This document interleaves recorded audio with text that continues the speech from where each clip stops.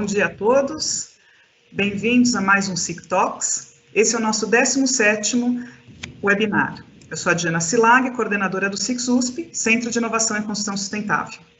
Hoje temos o prazer de receber o engenheiro Ricardo Sparta, que irá falar sobre oportunidades de fundo ESG em empresas de baixo carbono.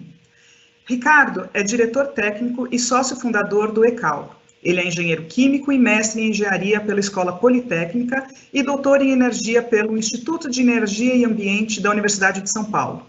Na ECAL, além de coordenar o corpo técnico, é responsável pela avaliação de investimentos em tecnologia de baixo carbono e análise dos aspectos técnicos e políticos da Convenção Quadro das Nações Unidas sobre Mudança do Clima.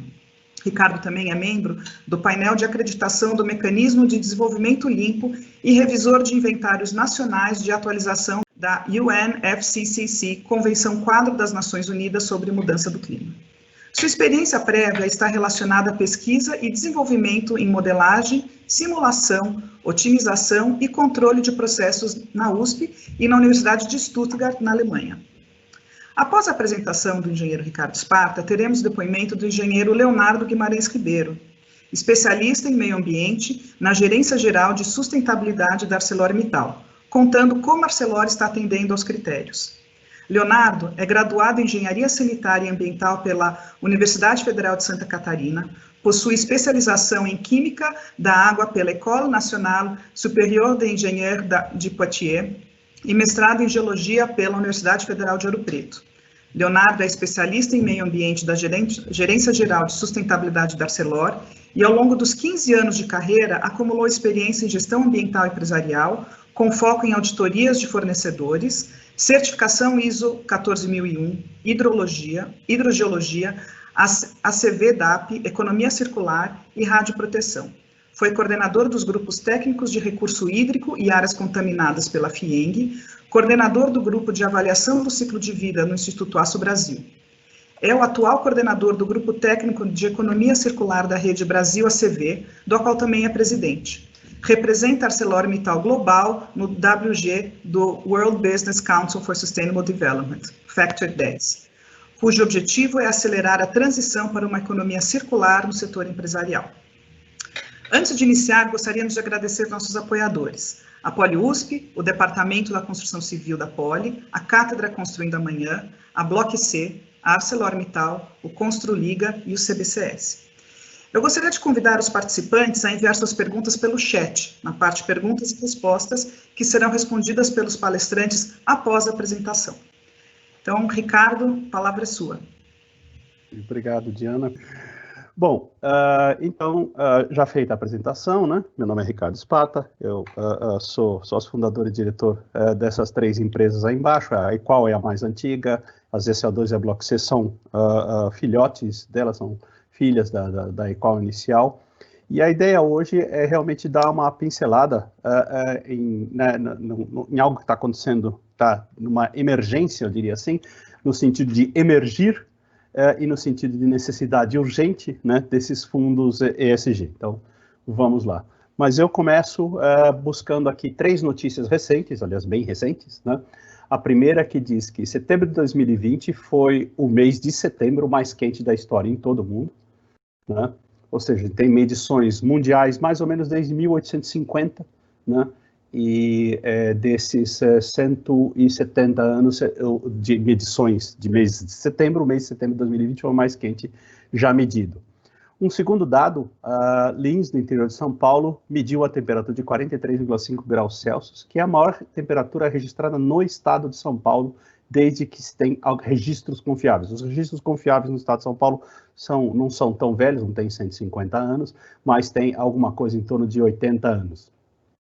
E, finalmente, um alerta, né? Eu não sei quantas pessoas aqui vivem na cidade de São Paulo, ou na região de São Paulo, Mato Grosso do Sul, Mato Grosso. Nós vivemos, há algumas semanas, uma onda de calor bem forte, e aqui tem um alerta dado pelo INMET, né, que é o Instituto Nacional de Meteorologia, do governo federal, que dizia o seguinte, um pouco antes, eu acho que esse alerta é do dia 4, ele disse, iniciando no dia 5 de outubro de 2020, O alerta é hipertermia, risco de morte, temperatura 5 graus acima da média por um período maior do que 5 dias. Aviso para as áreas de Campinas, Bauru, Araraquara, Piracicaba, Ribeirão Preto, Araçatuba e por aí vai, né? Várias cidades do interior, sul e sudoeste, sul mato-grossense e mais umas outras cidades. Eu quis listar algumas cidades aqui para ver que não é uma coisa pontual, não foi numa cidade só, é uma coisa regional. Então, e aí eu passo para uma brincadeirinha que eu faço com vocês. Esse é um tweet que eu vi também há umas 2, 3 semanas, de uma pessoa que que tem esse nome de Valerie Clark, eu só sei o primeiro nome dela, Valerie, no Twitter, em que ela diz essencialmente o seguinte, né, que a gente precisa parar de perguntar para as pessoas se elas acreditam na mudança do clima e começar a perguntar se elas entendem o que é a mudança do clima, porque a gente está falando de ciência, a gente não está falando de Papai Noel.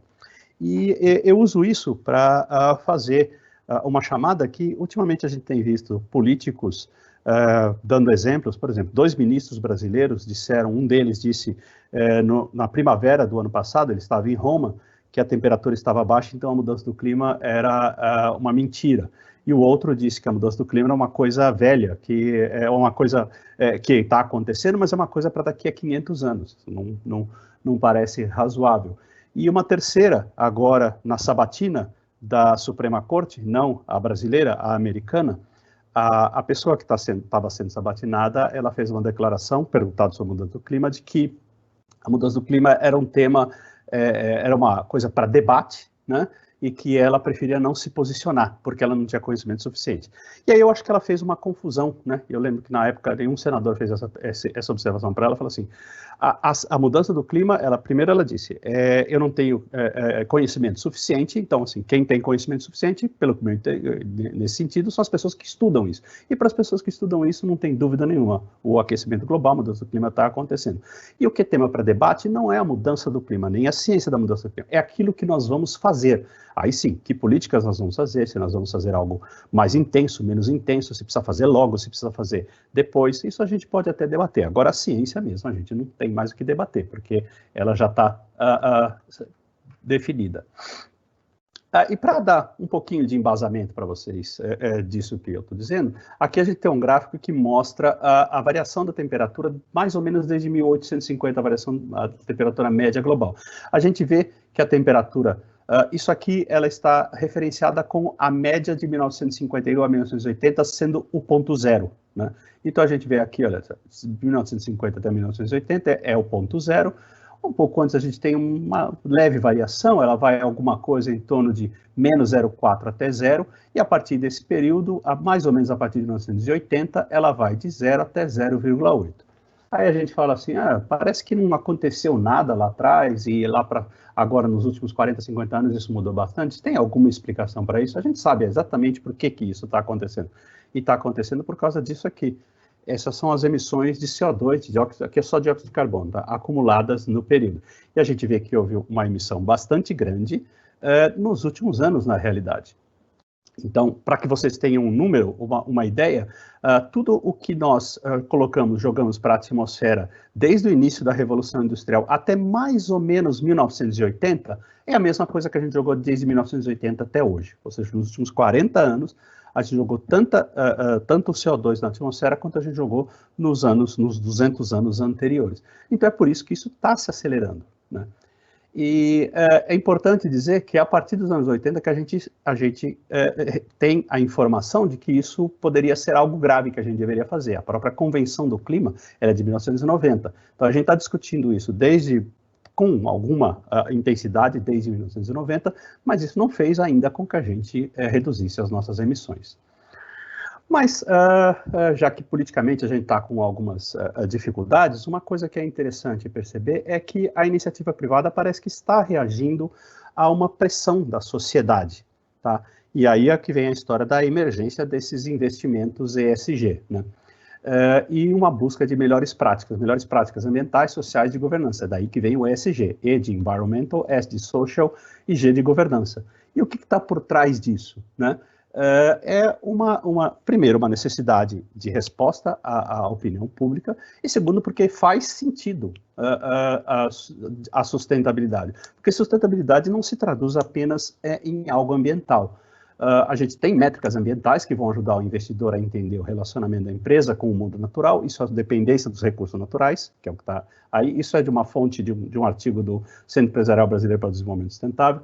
A gente tem métricas sociais que ajudam os investidores a entender onde estão os potenciais preocupações que podem levar a problemas de direitos humanos, dificuldade de direitos humanos, relações trabalhistas, comunidade com o público, e finalmente com boa governança, que é a parte de, olha só, a gente não vai fazer nenhuma besteira, a gente não vai se meter com corrupção, e nós vamos ter uma sustentabilidade econômica também por isso. Mas aí, não era para ter passado a página ainda, mas ok. E aí a gente faz o quê? Nossa, a opinião pública está preocupada com isso, a gente vai começar a abraçar a árvore, a gente vai começar a pintar nossa chaminé de verde. Não, né? Não é esse o fim. Tanto não é esse o fim, que já estão começando a aparecer, essa é a parte interessante, está havendo uma emergência desses fundos ESG, está se falando muito disso, existe uma grande preocupação que uma boa parte dessas conversas e dessas iniciativas sejam, na realidade, o que é definido no meio como greenwashing, ou seja, a gente só vai fingir que está fazendo alguma coisa para valer, mas a gente não está fazendo nada mesmo, essa brincadeirinha que eu fiz, vamos pintar a chaminé de verde e nos tornamos uma empresa verde. Não é bem assim. Em especial para um corintiano como eu sou contra pintar as coisas de verde, mas fora a brincadeira, para dizer que já estão acontecendo ações, tanto no ente público quanto no setor privado. No público, né, eu posso citar essa diretiva europeia de 2020, ela é de 18 de junho de 2020, que tem como objetivo determinar se uma atividade econômica é qualificada como sustentável do ponto de vista ambiental. Eu estou lendo aqui porque esse é o texto direto da diretiva. Tem a versão em português e eu tirei isso da versão em português dessa diretiva. E a diretiva, que é a base para uma política pública de apoio a investimento sustentável, ela define que para qualificar, para determinar a sustentabilidade de uma atividade econômica do ponto de vista ambiental, que sejam estabelecidos uma lista de objetivos, né? E esses objetivos serão a mitigação das alterações climáticas, ou seja, reduzir emissões de gases de efeito de estufa, a adaptação às alterações climáticas, reconhecer que parte dessas mudanças, a gente chama de mudanças climáticas, que é o texto em português, eles chamam de alterações climáticas. Elas vão acontecer, então a gente precisa estar adaptado a elas, a utilização sustentável e proteção dos recursos hídricos e marinhos, a transição para uma economia circular, a prevenção e o controle da poluição e a proteção e restauro da biodiversidade dos ecossistemas, né? Isso é muito bonito. No próximo slide eu vou mostrar para você que isso não fica só na conversa, né? E para dizer que existe uma comoção muito grande no Fórum Econômico Social este ano, e para quem estiver interessado no que a iniciativa privada está fazendo, eu menciono esse documento, que é um documento que está publicamente disponível, que é do Fórum Econômico Mundial, que essencialmente é um white paper para a busca de métricas que estejam alinhadas com a criação de valor de sustentabilidade. Então, ou seja, está acontecendo tanto do ente público quanto do ente privado. Mas o que exatamente está acontecendo com, por exemplo, eu vou pegar esse exemplo da União Europeia. Ela já definiu, deixa eu clicar aqui para a próxima página, uma taxonomia, ou seja, ela começa já a definir que padrões precisam ser seguidos, né? E não é alguma coisa do gênero, vamos fazer esforços de eficiência energética, não fica só nisso. E aqui eu peguei um exemplo que eu acho que é mais aplicável ao grupo, né? Existe para vários setores, para quase todos os setores que vocês imaginarem, existe para a construção de novas edificações, para a reforma de edificações, e aqui eu chamo a atenção para esse documento sobre a construção de novas edificações, ele é bem grande, né? E eu quero chamar a atenção para uma das métricas que foi colocada aqui. Essa métrica diz que a demanda de energia primária de novas construções, ela tem que ser pelo menos 20% menor, né, do que a demanda relevante da demanda desse NZEB. Esse NZEB é o Nearly Zero Energy Buildings. Isso é uma outra diretiva da União Europeia de 2010 que definia mínimos de eficiência energética, né? E não só mínimos, ele colocava metas desejáveis. Esse Nearly Zero Energy Building Requirements é um consumo muito baixo. Agora, para participar de fundos, para que se possa obter vantagens dessa política pública, as empresas que fizerem isso elas vão ter que se comprometer a fazer 20% melhor do que isso. Ou seja, eu vou ter fundos de investimento que vai falar, ok, eu estou disposto a emprestar esse dinheiro, mas você vai ter que se comprometer com esse tipo de exigência, né? Isso para mostrar que, ainda que exista muito greenwashing, ainda que exista muita gente falando coisa, é bom que as pessoas estejam falando, porque aí a gente vai começando a aprender.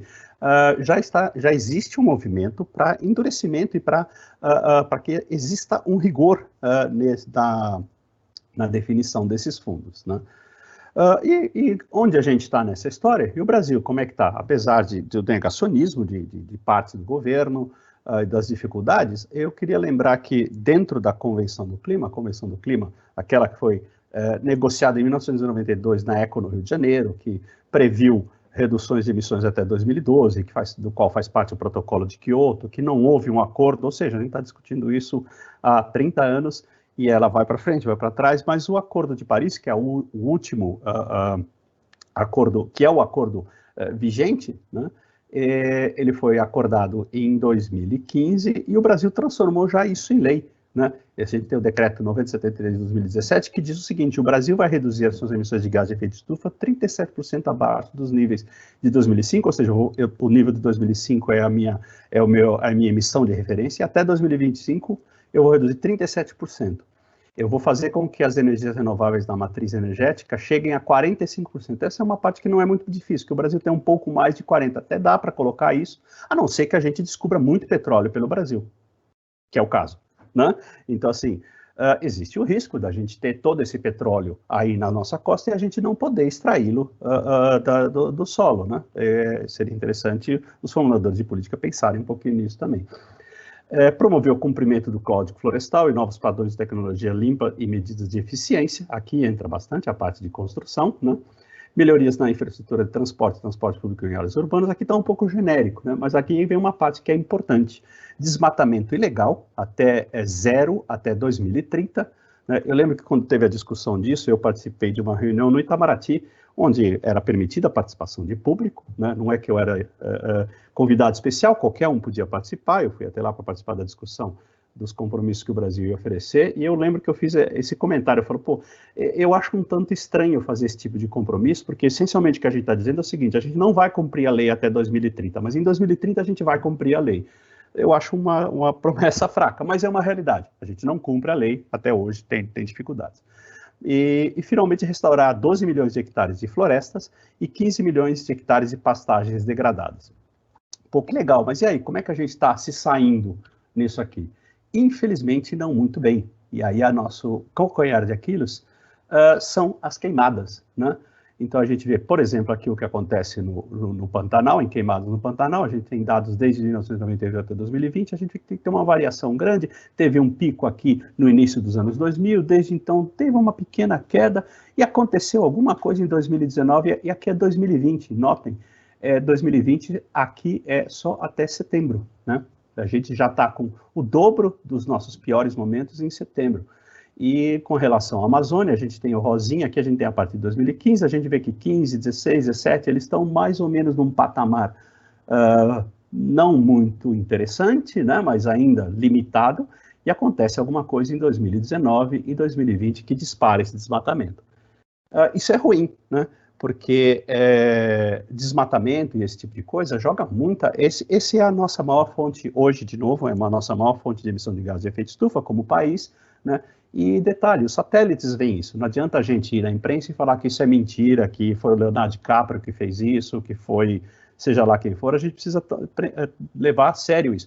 E isso pode ter consequências para a indústria brasileira. Por exemplo, essa é uma foto da Folha de São Paulo de hoje, né, de 21 de outubro de 2020, com a União Europeia dizendo que ela vai querer um compromisso ambiental do Mercosul, né? Ou ela não vai fechar o acordo de livre comércio com o Mercosul. Isso pode ser problemático para a gente. Então, não é só porque eu quero abraçar a árvore. Isso pode ser ruim para a economia também.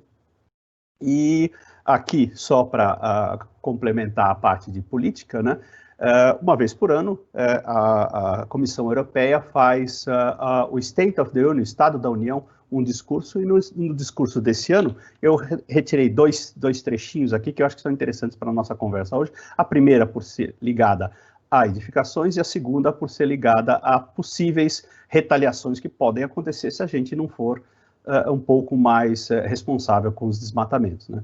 Então, isso aqui faz parte do discurso, esse é o texto do discurso, tá?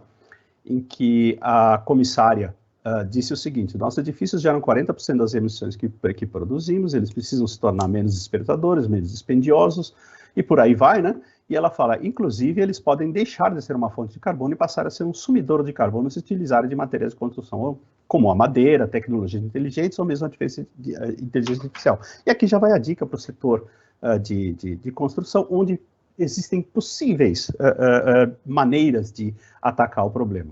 Lógico que não se resume a isso, né, mas essas são algumas dicas. E uma parte que é preocupante para a gente. Ela disse também, durante esse discurso, estamos a trabalhar no mecanismo de ajustamento das emissões de carbono nas fronteiras. O carbono deve ter o seu preço e não pode a natureza continuar a pagar por isso. Esse mecanismo de ajustamento das emissões de carbono nas fronteiras deverá motivar os produtores estrangeiros e os importadores da União Europeia a reduzir as suas emissões de carbono, assegurando ao mesmo tempo que as condições da concorrência sejam equitativas de forma compatível com as regras da OMC. O que ela está dizendo é o seguinte: a gente vai ter restrição de emissão. O país que não tiver, a gente vai colocar um custo adicional, vai criar um imposto, então isso vai dificultar a nossa vida como comercializador. Nesse sentido, a gente precisa se preparar para isso. E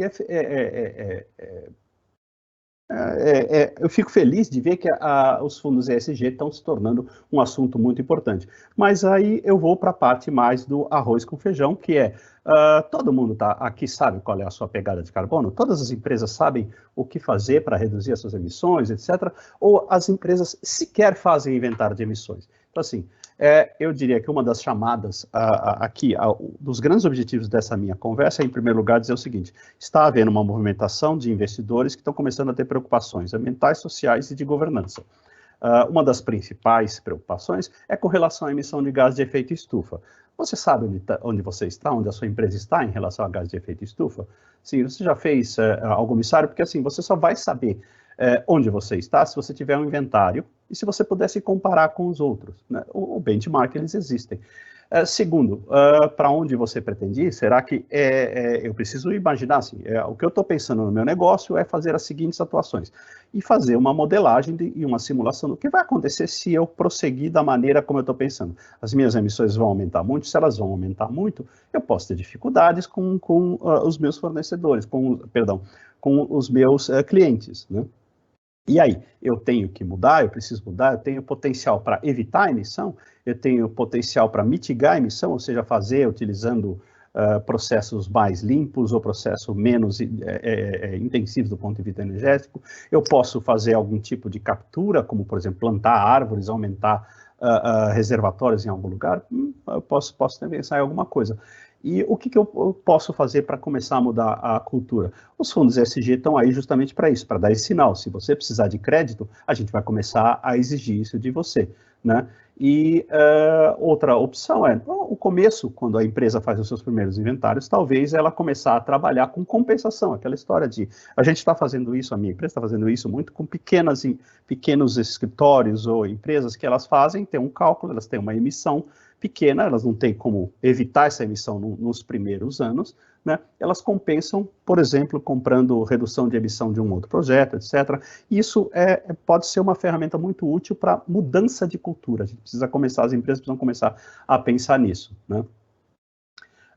E assim, o inventário de emissão, para falar de uma maneira muito simplificada, ele tem 3 partes em que você vai precisar se atentar para saber o que é importante para cada empresa. Tem as emissões diretas, aquela que você tem, por exemplo, uso de combustíveis fósseis dentro da sua organização, uso de combustível para transporte, para viagens, etc. Essa é uma que é direta, você quando eu digo a organização, né? A organização é diretamente responsável. Tem as indiretas, que, por exemplo, do uso da eletricidade. De onde vem a minha eletricidade? Ela vem da rede, então parte da eletricidade da rede ela é feita com combustíveis fósseis. Parte não, mas uma boa parte é feita com combustíveis fósseis. Eu preciso quantificar isso. A emissão não está acontecendo diretamente nas fronteiras da minha organização, mas está acontecendo fora. E, finalmente, as emissões que são causadas, mas não realizadas diretamente pela organização. Aquelas emissões causadas pela matéria-prima que eu utilizo, as emissões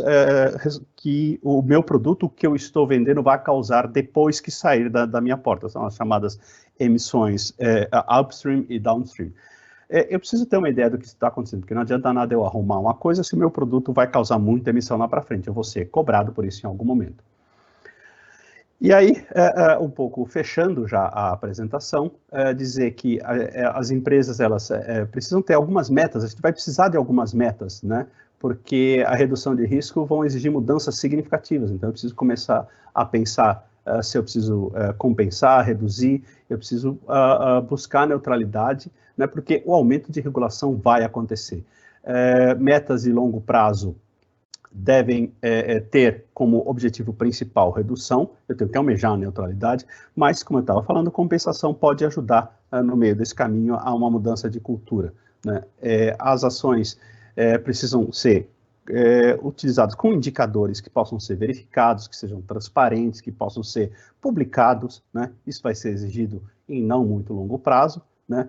E eu posso afirmar hoje que pode demorar um pouco mais ou um pouco menos, mas empresas que não perseguirem uma neutralidade no longo prazo, elas serão ambientalmente, socialmente e economicamente inviáveis num futuro não muito distante. Então, fechando um wrap-up aqui da apresentação, os investidores, ou seja, os fornecedores de crédito, né, eles terão cada vez mais exigências de melhores práticas ambientais, sociais e de governança. Isso parece um caminho sem volta. Já existem políticas públicas que incentivam essas melhores práticas, entre elas o foco da minha apresentação aqui é a redução da emissão de gás de efeito estufa, né?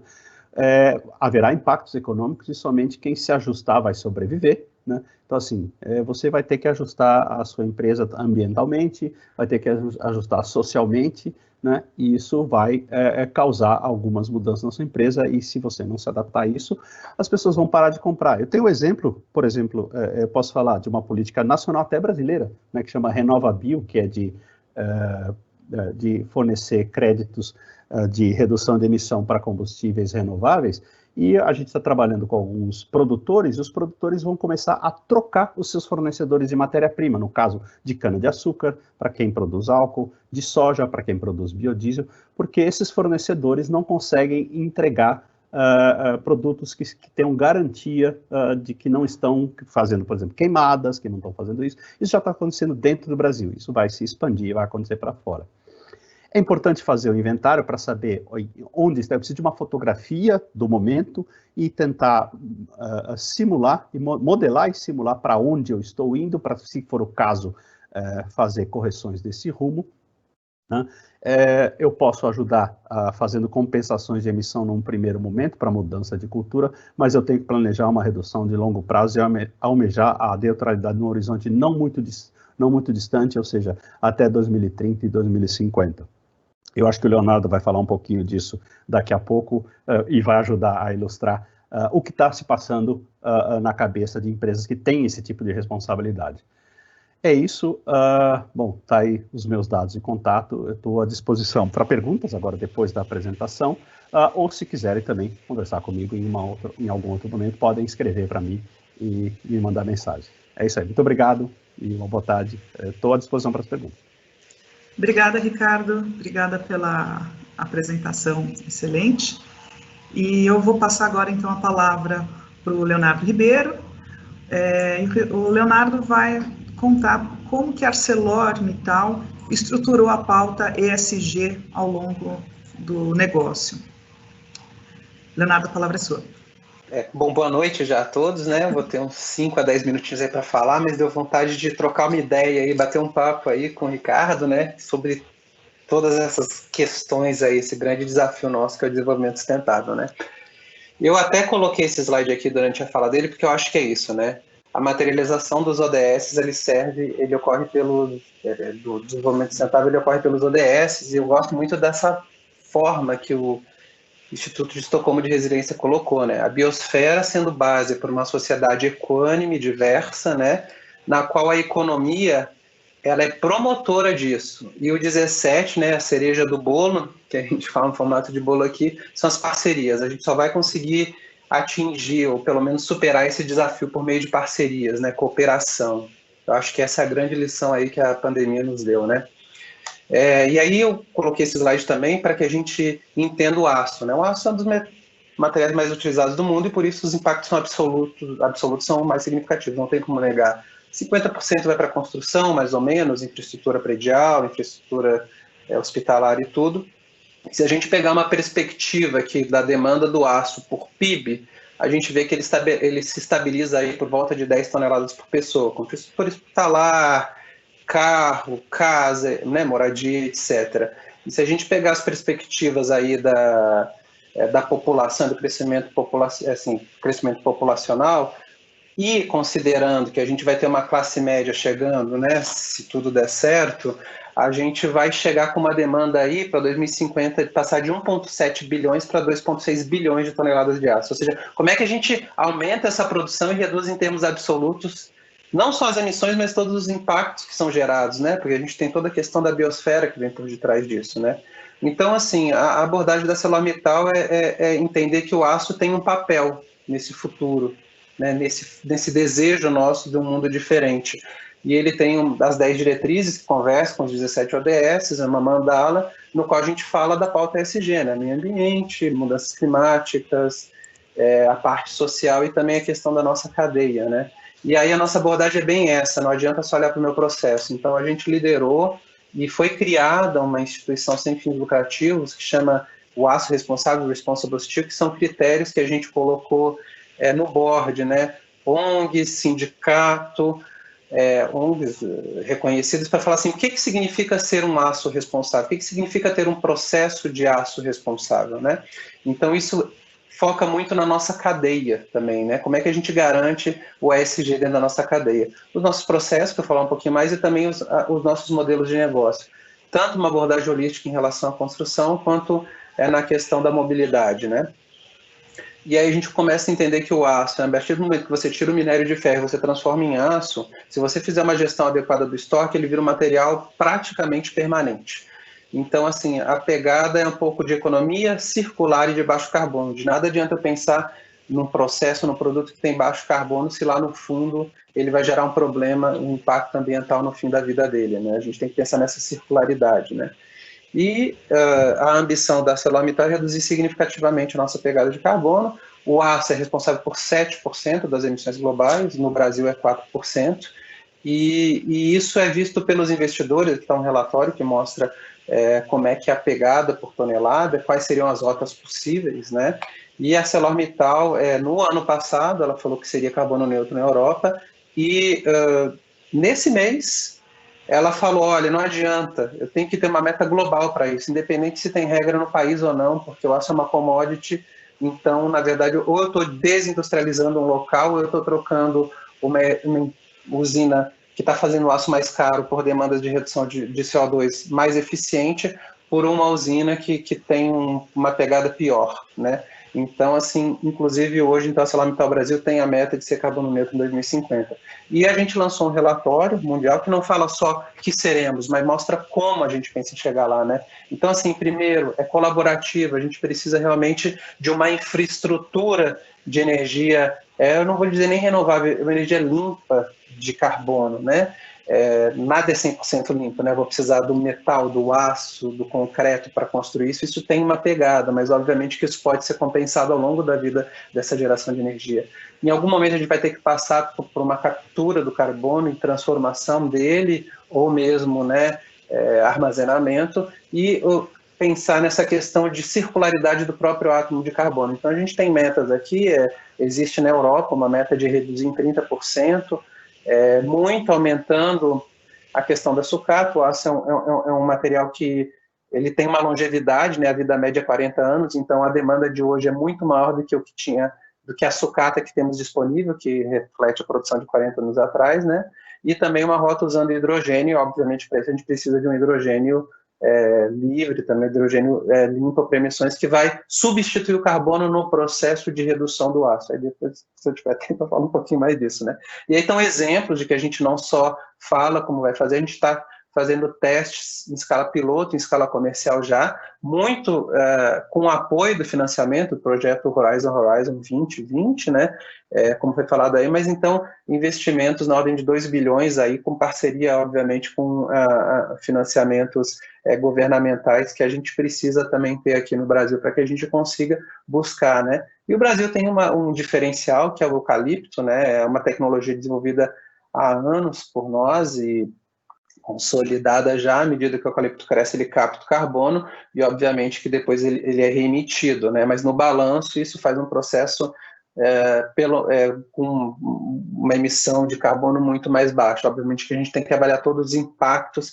que decorrem dessa produção do eucalipto, por isso a gente tem certificações igual o FSC, para que a gente garanta que sejam critérios adequados, né? A gente também promove transparência, temos declarações ambientais para os nossos produtos no Brasil, somos a única empresa de aço que tem isso, e lá vocês vão ver a nossa pegada lá, o globo, né, o potencial de aquecimento global, depressão da camada de ozônio, para cada produto que a gente faz, desde a extração da matéria-prima até o nosso processo de fabricação, incluindo o final da vida, né, porque o aço tem esse potencial de reciclabilidade. Então, assim, como o Ricardo falou, né, a gente precisa ter uma compreensão mais abrangente. À medida que o aço emite no processo produtivo, ele é base para a infraestrutura que vai ser feita, as turbinas eólicas, a base para os painéis fotovoltaicos, né. A gente também precisa, como empresa grande, entender que a gente tem que mostrar, né, que é possível, ou seja, a gente tem que ser protagonista nisso. É o exemplo aí, a gente está construindo a nossa sede com a metodologia Stelligence, que é também do Brasil, ela está aqui no Brasil também, com engenheiros prontos para aplicar essa metodologia, no qual o prédio não vai ser mais demolido, mas sim adaptado a novas demandas culturais e mesmo desmontado, né? Na Casa Cor, exemplo, em Minas Gerais, a gente criou o pavilhão nuvem, no qual a gente desmontou depois e colocou numa área nossa, da ArcelorMittal, e também promovendo e conscientização dos consumidores. Aqui são as árvores da gentileza feitas com vergalhão, né? Então, a mensagem que fica é essa, né? O tempo é curto, espero que eu não tenha ultrapassado muito, e eu estou à disposição para perguntas e mostrar, por exemplo, os nossos relatórios, eles são auditados, a gente segue TCFD, a gente segue todo esse processo de governança que existe por detrás dos números e das propostas de ações e do discurso, né? Não adianta só falar, mas tem que fazer e comprovar. Obrigada, Leonardo. Gente, eu acho que estamos chegando aqui no final. Eu queria agradecer o Ricardo e o Leonardo, as apresentações foram excelentes. Queria aproveitar e convidar todo mundo para se inscrever nos canais do SICS-USP, no LinkedIn, no Face, no Instagram, no YouTube, e onde a gente vai avisar dos próximos webinars e das novidades do SICS. Muito obrigada a todos os participantes, obrigada a vocês.